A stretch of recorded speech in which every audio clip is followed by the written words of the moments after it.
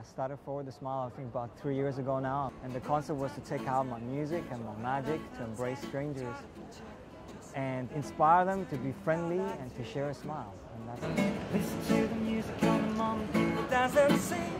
I usually just go into restaurants, uninvited, going to stores, high street stores in Oxford Circus, going to trains, into any places that people don't usually expect it, and see what you can create, an atmosphere there where people can have fun. Guys, do you want to sing with us? Yeah, you can do the chorus, eh? Oh, you know the song?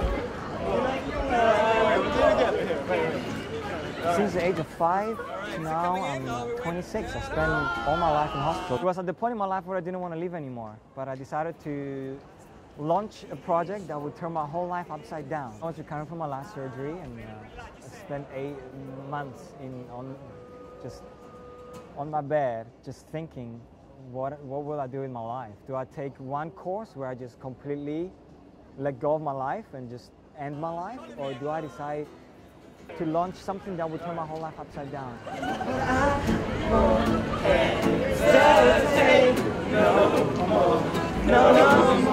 The idea where I would give something that I didn't have, and at that point in my life I didn't have a smile.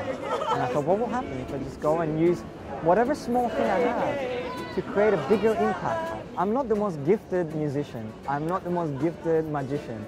You only need to look at YouTube to find millions of amazing talent. But for me, it was one song and one magic trick. How far can you go with that?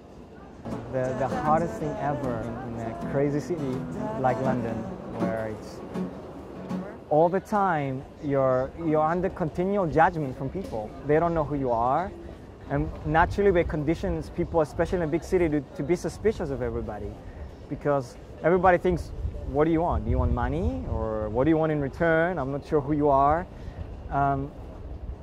But when you begin to share and tell people why you do certain things, I think they're more tolerant. You can pick any card you like. This one? Yeah. No. It's a free choice.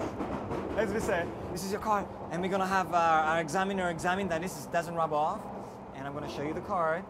What? How about if we put it face up into the middle, just like that? What if you do that? Anything happens? What if you do it slowly, just like that?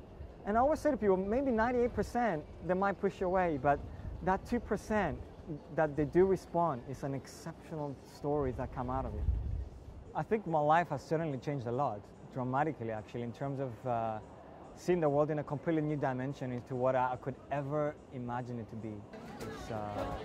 It's an insane, the number of stories that came out in the last few years of living a life with strangers and exploring the human life as it is in a completely new way.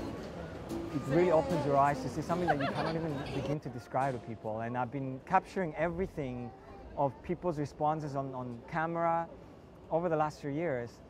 But the deeper sense in that, it's the stories that are behind each of every person that I meet. And that's a very humbling experience to see the world in that way. The challenge was to give something unconditionally, to give something to people that you just say, you know what, I don't actually want anything back from you. I just, when you show me a smile, that's the biggest thing I want. It's not something now that my life is all right, and here it is, it's a happy story, and I'm doing Forward the Smile because all is cool in my life. Actually, it's the opposite. It's where things are not all right, and what do you do when things are not all right?